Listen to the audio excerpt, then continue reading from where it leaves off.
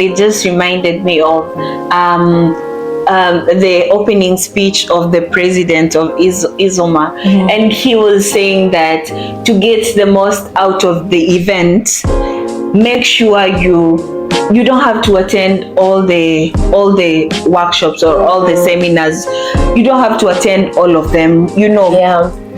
Identify the specific ones that are actually aligned to what your goal is for that conference. And once you identify them, make a point of attending them.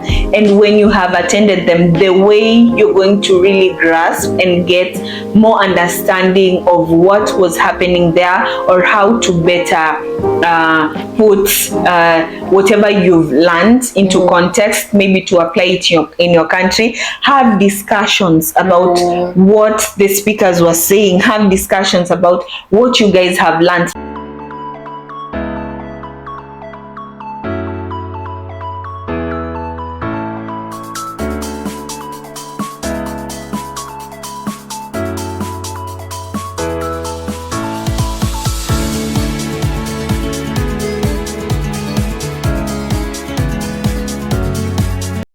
Hello everyone, welcome to Balance It podcast. Balance It is a platform that empowers young men and women to live a purposeful life. We help you navigate through the challenges of life and gain stability in all your spheres of life. We engage in conversations relating to purpose-driven living, health, fitness, entrepreneurship, and anything related to lifestyle. Our massive transformative purpose is transformation through wellness. If you like this episode, make sure that you subscribe and share it with your family and friends. I am Gertrude Nasike. And I am Eda Onyoni.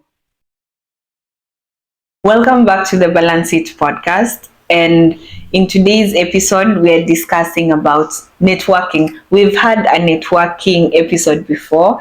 These were basically tips and how to go about networking, both online and offline. But now in today's episode, we are actually going to the practical bits. It's going to be all about our experiences that we've had in the past month, about how we managed to network at a congress that we were actually invited as student volunteers.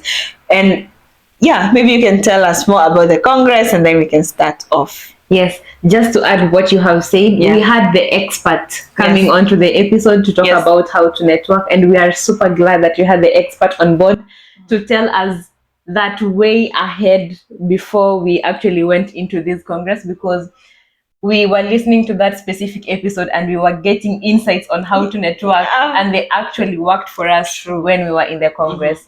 So this congress is called Esomar Congress. It is held annually.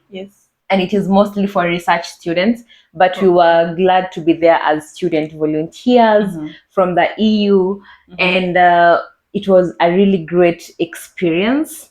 But most of the people who were specifically there were market research companies, actually different kind of research, not only market research, but also different kind of researches, be it social, be it scientific research. So different kind of research, but it was mostly in the research industry, people who are in the research industry.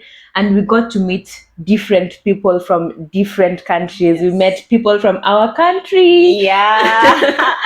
Definitely. People were coming all the way from Kenya, people were coming all the way from the US, from Canada.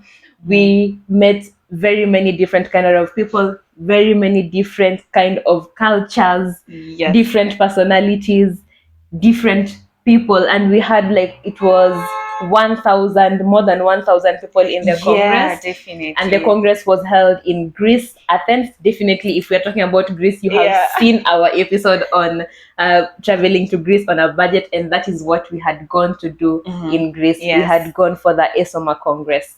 And that's really well summarized, and it was such a great opportunity. And today we're just going to have a wrap up or a summary of how the tips we learned from the expert and how we practically applied to the congress, because it's such a big Congress, and it was such a big opportunity. So to start us off, I noticed that initially while we were trying to network, or personally as I was trying to network before, I would really seek to ask for, what is it called, have an ask from someone I'm networking. So maybe I have noticed maybe this is going to be a CEO, I actually need a job, right? Yeah. So I would intentionally go to that maybe CEO or to whoever I was talking to, intentionally wanting to ask for a job.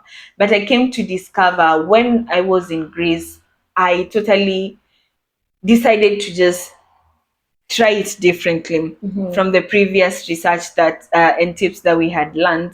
I decided to seek genuine connection, not connection based on what I want, not connection based on what this company can actually give me or can actually offer me, but basically a connection, a genuine connection, wanting to really learn more about the industry, wanting to really learn more about what this company is doing, because it's in that you actually get a basis to have a conversation with these researchers, or to have a conversation with these people who are in these companies. And eventually you just feel like things are flowing. You don't have to just go there and rightly like, hey Eda, my name is this, I'm a student and I want a job.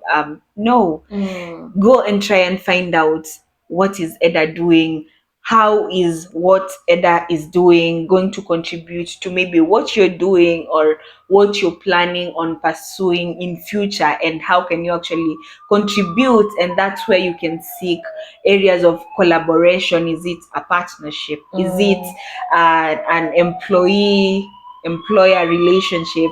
Yeah, that is really true. And I am glad what the people who the organizers of the event did, Yeah. that I really loved about. Now they had these lanyards. I don't know. You have these name tags. Yeah. So if you have, they were giving us name tags. So everybody in the event had a name tag. Yes. And the lanyards are the things that you put on your neck, like the holders of the tags. And these different lanyards had different kind of colors. That is something that really stood out for me, and I really love that about the organizers. Yeah. So it made it very easy to connect. Yes. So these specific different lanyards had different colors. Yeah. And different colors had different meanings. Yeah. So for me, I chose gold. So we had a gold one, we had a black one, and a white one. Yeah. So the gold one mostly was about mind. Yeah, because they had like these 3 themes to help you start conversations with the delegates or the speakers or anyone in the conference. So they had mind, myth, and machine. So these are basically themes that can be assessed in market research or even in marketing in general. And for them, they were like, mind, the theme of mind would really be in connection to people's psychology or behavioral aspects when it comes to maybe market research and the likes. And also just economic wise, people who approach a psychological viewpoint. from a psychological or very logical viewpoint. And then there was myth, which was represented by a black one. And for myth, it was basically people who actually assessing this market research or a market in terms of storytelling, like basically myths, like just having a storytelling kind of vibe. And lastly, we had machine. So machine, basically the tech savvy people, AI, machine learning, any other thing related to technology was basically represented by the white lanyards. So that was really good, and I think it's something also for anybody who wants to organize networking events or just events. Yes. Because such kind of things that can easily be seen and you can easily connect with people based on something that is visible is a very good idea to just implement when you are organizing any kind of event, because it was very easy to network. Because if I see Gertrude has a gold lanyard, I could just go and start a conversation because not just based on your company or your research or anything, but I could just come and have an honest conversation, maybe because of the psychological aspect, because it shows that we have something that is very common aside from my work matters or employee-employer relationships, which was a really good thing. And also, just to add on it, I remember also with the same different colors, you can actually now be in a position to approach someone who chose the machine and be interested and start a conversation as to why exactly did you choose the machine? Why are you not opting for the mind, which is the more logical and psychological way of approaching maybe market research? Or why exactly did you choose storytelling in the first place, and what drives you? So it was a very easy way to find a common ground in order to really like start conversations and really connect. And I liked how you actually put it. Yeah, and it is because you see the thing with networking, especially with those high-end kind of events, these are like high-end kind of people that you are going to meet. And for us, being able to be in those specific rooms free of service, it was something that we really couldn't take for granted. Yeah, that is very true. It just reminds me another thing, as we were talking about trying to have these pointers by having the visible things. Yes, for us, there were the holders of the name tags, right? It made it so easy for someone to stay authentic in their connection, because if you actually chose, you would find sometimes while someone is coming to choose, they would be thinking about, maybe I'm more inclined to this mind, because they're really trying to be very much authentic. Or sometimes someone asking, will they ask about it? Or, so that you're not just going to pick it because your friend picked this, but you actually, I want to pick something because I am actually authentically in it. And if they actually ask about it, I can easily defend why I picked it. And that was also a very highlight moment for me. And I don't know for you, but maybe it was as well, because it would just, you would see the level of authenticity and people really just trying to connect from a genuine perspective level. Yes. And you realize that these kind of events, the people who actually attend there, they are very authentic. They are very authentic.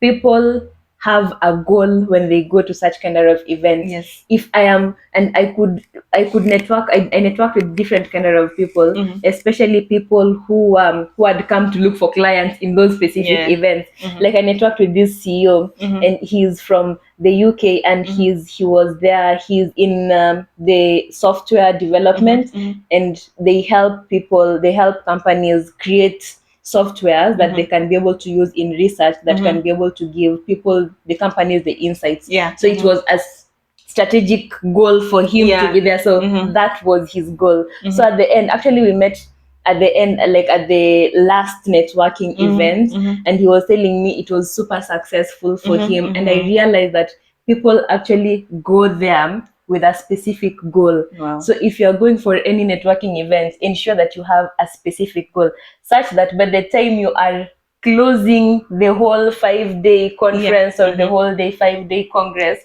your goal has been achieved. True. Networking is like the secondary things that you get from that place, but your goal is the number one. That is the primary goal. The primary goal is the goal that you have set for yourself, or the goal you have set for your business, or the goal that you have been set for by the company that is sending you there. And I'm glad for us, it was just to go and network with people who are already in the industry. So first of all, it begins with, during the preparation phase, understanding what your goal is and knowing the people that you are going to meet them. Once you know the people that you are going to meet them, because for us, we really didn't know much on who we are going to meet. So we were super open-minded, which is another thing that when you are in those networking events, it's important to be open-minded on the different kind of people that you will get there, because you might be having a specific goal. Yes, maybe you have achieved that goal, and then now what? Then now what next? You still have 4 days there to be there, and you have already achieved your goal. So what next? So it is important to be open-minded, because the dynamics might be different as you are continuing with the conversations with different people. And you just get to experience really brilliant, amazing minds.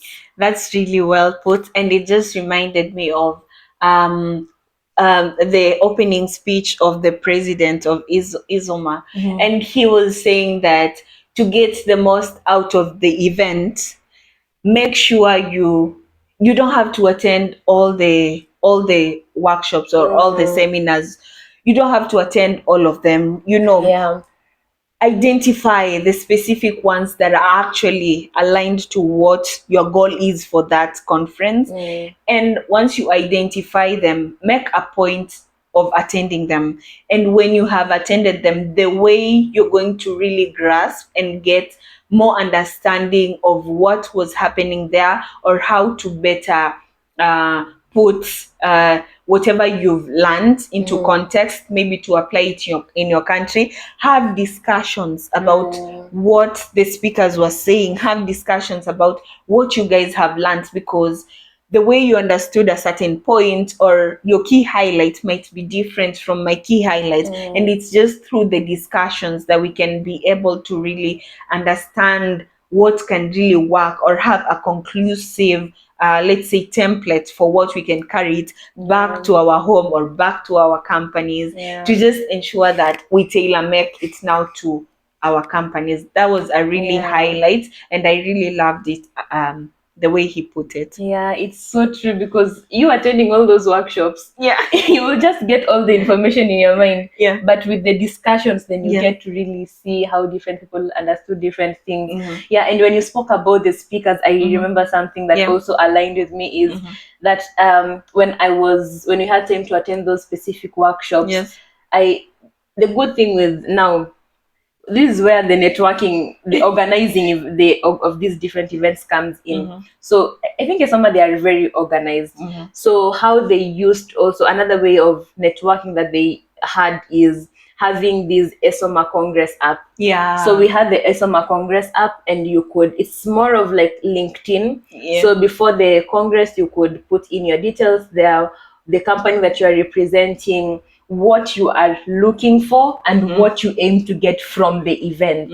And you could connect with different people who are coming into the event, even way before the event, such that by the time you're coming to the event, it's just like we are meeting face to face, but we have already connected. So it is definitely even easier to do that. And they also had this QR code. Shake like that. It was a very fascinating experience. Because would you go ahead? Go ahead. Because no, I know it was so fascinating for me, because for the first time I saw it, I remember before we even went, I texted Eda, because they had given the descriptions that you can shake your phone to connect with someone at the conference. And I was like, I was sending Eda, make sure your phone is shakeable. Because it was a technology for me personally I had not experienced before. So the app was really fascinating, because if I want to connect with Eda, I wouldn't have to really like search for her name, like I'm looking for Eda, so, and then connect, like send a connection or something. But as long as you've opened that app, you were just supposed to you just shake your phone however hard you want, or just basically shake your phone, and a QR code page would pop up. So there would be my code section, and also now the place where you can scan. She or he, the other party, will also do the same. And so if I have the scanner ready, she can just press my code, and then I scan her code, and we are connected. It was such a fascinating thing, and I really loved how it was, because I didn't understand before, and I kept telling it that just make sure your phone is shakeable, because I thought I'll just need to use the normal QR code scanner that we normally use. But it was such a fascinating thing, and I really loved it about it. And the good thing I also liked, also noticed, is that immediately after having a conversation in person with these individuals, you would easily connect with them to on LinkedIn. Like you would literally send a connection a day, 2 days, or a week later, and they would respond immediately. And they were so open to providing mentorship to this the volunteer students, to providing guidance on how to navigate the market if you're actually just starting your career, maybe in market research or any other career that it is. Because within that space we were also getting to meet CEOs and also founders of these specific companies. So generally these are also entrepreneurs. So even if you're in your entrepreneurial journey, you would literally get entrepreneurial advice from these people who have already started the market research companies, and they would also tell you how important market research is in thriving, understanding maybe consumers, and having a thriving business, and actually getting the right audience. Because right now, let me tell you for a fact, data is the new capital. Data is the new capital, is one of the major resources to propel a company forward. And also consumers are really informing how business is done nowadays. So if you're not having data maybe on insights or on how your target consumer or target market is reacting to your product or your service, then you might be at a losing end. And that's where market research really comes in. And it was a very fascinating thing to learn. Wow, I really like that. And I like the way you are so fascinated by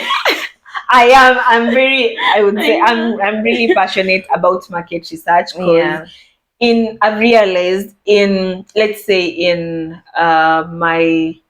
my program, the one I'm doing, we've done so much of market research, because we keep having this not yearly, but per semester projects, where you really have to come up with a business idea, and there's a specific cycle you need to follow through. But market research is always a major part of it, because you need to understand the market, your product, is it even valid? Is your problem even valid in the first place? You need to understand who are your target consumers, what do they like, not validating each and every step of the way with your consumers, because it's going to go to them. If I like black, maybe my target consumers love white. I'm not going to project to them a product maybe in a black package simply because I like it. But I need to go to the grassroots and understand, do my customers like black, or do my customers like this vehicle in white? And then you can now come and do it. That's how you're going to sell. Or you'll have black vehicles out there and no one buys them if it's actually not meeting your target market. So that's why I'm really passionate about it, because I feel like it's something that has really now gotten into me. I just know market, you just need to keep on researching about the market, and it's an iterative kind of approach, because you keep doing it each and every time and keep validating. And so true. And something else that I also learned is that from the conference there were so many people there. So it was upon you to find the people that you are aligned with. There were so many CEOs, so many market researchers, so many people into different spaces, AI software developers, different people doing different things. So it was upon you to find the people who you are aligned with, either attend the workshop that they are doing, or just network with them outside the networking events, or outside the workshops. So for me, what I was doing is that I was check the app that we have talked about. I would check the specific people that I am interested to listen to, and ensure that the specific time that they are speaking, I attend their workshops. And after I have seen that they have spoken, the first thing after because not so many people were actually attending the workshop, so it was easy to have these face-to-face interactions with the speakers, which is something that you rarely get, because these are high-end people that it is not easy for you to meet them on any day aside from like such high-end events. So I use that opportunity to network with them and just talk to them to be able to understand how they are, where they are, depending with my goal. So something that I would just let you know, guys, is that try to find people who are aligned with whatever that you want to do, or try to find people who are aligned with the goal that you have gone with to that specific networking event, to that specific congress. And especially the speakers, those people have ideas and they are really willing to share a lot of information, as long as you do the first thing that Gertrude said, connect genuinely. As long as you do that, because inauthenticity as well is very visible when you are speaking to these people, because they have talked to different people, they have dealt with so many employees in their career journeys. So I realized that when I went to talk to people that I genuinely want to hear from them or listen to them, it came automatically from me, from within, that I could be authentic with myself. So if you are pushing yourself, that if Gertrude is going to talk to somebody who is good into market research, and I am there forcing myself with Gertrude, I will not get any benefit from it. So align yourself with the people that you are actually aligned with, and find them and talk to them and connect with them on LinkedIn. They always connect immediately or 3 minutes later. And I came to realize that these people are actually utilizing LinkedIn so much. After we have connected with them, you go and say and check the timeline for these specific people, CEOs, I don't know, product development managers. You find that they are actually so active on LinkedIn, which helped us like get to understand that LinkedIn is so powerful. It's just that we are not using it to our own advantage. And I started using LinkedIn myself, and it has helped me so much. Right now I'm doing my thesis, and it has really come in through. And I'm super glad that I went there before actually doing my last semester, which now came in so handy, just understanding the power of LinkedIn. Because before then, we could say, especially after the networking expert told us that we need to utilize LinkedIn. We just went, checked, applied for a job, talk to somebody once in a while, twice, and you forget about it. But now, after seeing that people are actually using this LinkedIn to their own advantage and actually seeing it practically, I just felt like it was time. It was like a wake up call for me to now actually immerse myself on LinkedIn. And the other day I was so much on LinkedIn until I was like, I need to now pay for this premium account because I am getting less. Right now I am immersing myself so much. I'm like, I am getting less. So what if I immerse myself into the premium account? So I'm like, I need to pay for the premium account. And right now I see how it is important to pay for the premium account. Before I was like, the free version the free version is enough. But LinkedIn is very powerful. Also, if you're not on LinkedIn, you need to check out on LinkedIn. True. Because this is actually the right place where you're getting the right target audience. If you're looking for people to connect professionally, this is like they're already segmented. Everyone who is in this platform is there for a professional reason. It can be in extremely many industries, but it's just about finding your match. Not connecting with everyone, but just finding the right match, as Eda has said, someone you align with. And it's just reminds me, before we forget, the importance of these after party events. Sometimes these why are you laughing? There's the normal routine. Maybe the event starts from 9, workshops, speeches, and interactions all the way to around, let's say, 5, or even sometimes 6, 7.